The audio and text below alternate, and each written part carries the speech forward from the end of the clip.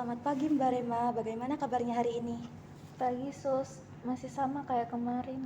Baik, mari kita minum obat terlebih dahulu ya Mbak.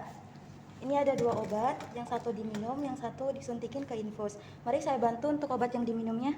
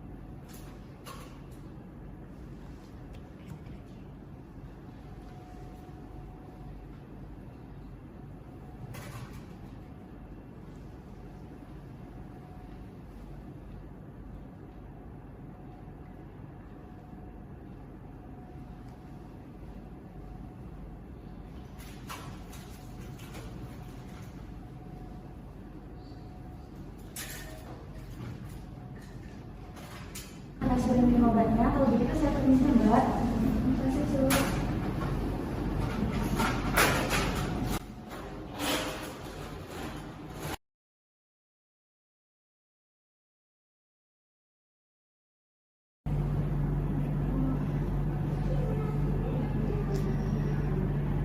Sulit banget.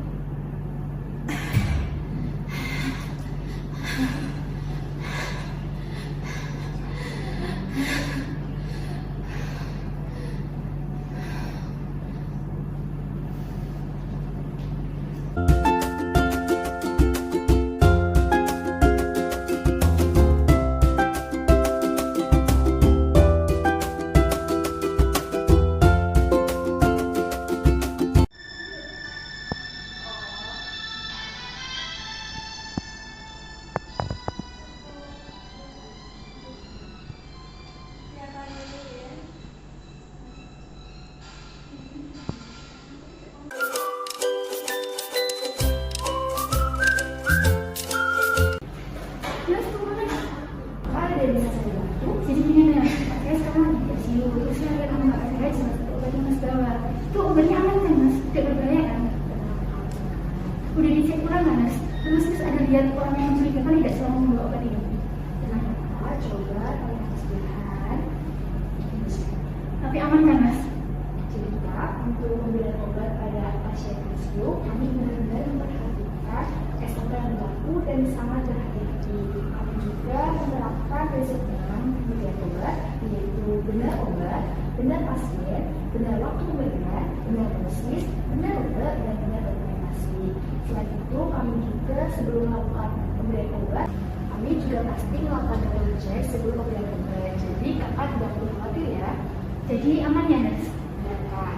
Oke Nas, mohon maaf ya Nas. Saya permisi dulu ya Kak. Nas, terima kasih. Halo, perkenalkan nama saya Sumi Destia. Saya Nur Fatimah Rizky ya. Kami di sini akan menjelaskan terkait high alert medication. Yuk simak videonya.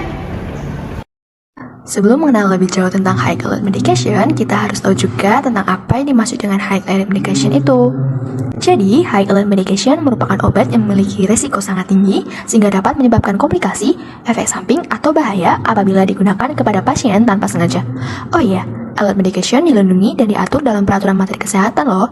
Yuk diingat, itu pada Permenkes RI nomor 72 tahun 2016. Kemudian, apa saja sih contohnya? Nah, ini merupakan beberapa contoh dari obat high alert medication. Lalu, bagaimana sih cara menyimpan high alert medication sesuai dengan prosedurnya? Yuk simak baik-baik ya. Yang pertama ada prosedur persiapan dan penyimpanan. Untuk menghindari terjadinya medication error, maka perlu untuk menyimpan obat-obatan yang perlu diwaspadai sesuai dengan prosedur. Nah, bagaimana sih prosedur penyimpanan yang baik dan benar? Yuk simak penjelasannya. Yang pertama, high alert medication di pos perawat, di dalam troli atau di dalam kabinet yang memiliki kunci dan diberi tanda warna merah dan lambang high alert dan tidak bercampur dengan obat lainnya dengan akses terbatas. Yang kedua, ketiga, penyimpanan memperhatikan standar penyimpanan obat yang baik dengan pemenuhan persyaratan penyimpanan obat, yaitu kesesuaian suhu dan keamanan dari salah guna obat. Yang ketiga, penempatan obat high alert medication dengan metode FIFO, first in first out, dan FIFO, first expired first out. Apa sih FIFO dan FIFO itu? Jadi, FIFO adalah obat-obatan yang baru masuk diletakkan di belakang obat yang terdahulu. Sedangkan FIFO adalah obat-obatan yang mempunyai expiry date lebih lama diletakkan di belakang obat-obatan yang mempunyai expiry date lebih pendek. Yang keempat, apabila obat high alert dipersyaratkan disimpan pada suhu 2-8 derajat Celcius, maka obat tersebut disimpan dalam pharmaceutical refrigerator dengan suhu terkendali. Yang kelima yaitu pemberian label yang jelas pada tempat penyimpanan, khususnya obat high alert golongan LASA, yaitu look alike, sound alike. Disimpan secara terpisah dengan obat lainnya dengan ditempel label dan high alert pada rak dan kotak penyimpanan. Pada obat elektrolit konsentrat, diberikan tanda pelabelan dengan lambang high alert pada satuan terkecil obat. Dan yang terakhir yaitu infus intravena high alert medication harus diberi label yang jelas menggunakan huruf atau tulisan yang berbeda dengan sekitarnya. Nah, selain penyimpanan, pemberian high alert medication juga harus sesuai prosedur loh. Bagaimana sih pemberian high alert medication yang baik dan benar? Yuk langsung kita bahas. Sebelum obat diberikan kepada pasien, perawat harus selalu melakukan pengecekan ganda atau double check terhadap obat yang akan diberikan. Apa sih tujuan dari double check itu? Nah, tujuannya yaitu untuk meningkatkan keamanan dan akurasi terhadap obat yang akan diberikan kepada pasien. Untuk kebijakan double check sendiri yaitu meliputi yang pertama, pengecekan ganda diperlukan sebelum memberikan high alert medication tertentu atau spesifik dan di saat pelaporan pergantian jaga atau saat melakukan transfer pasien.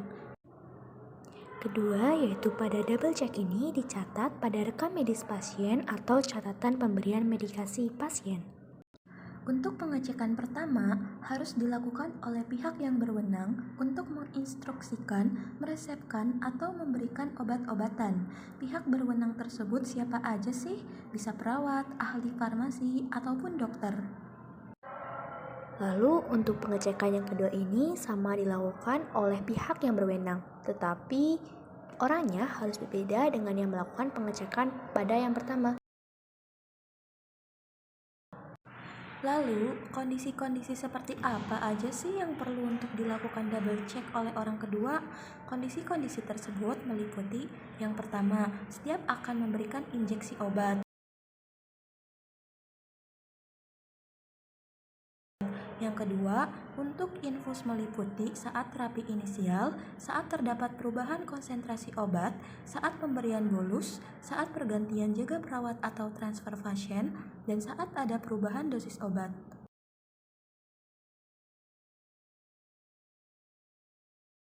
Oke, itu dia penjelasan video mengenai high alert medication. Sudah paham kan? Semoga bermanfaat ya, dan tetap jaga kesehatan. Dadah!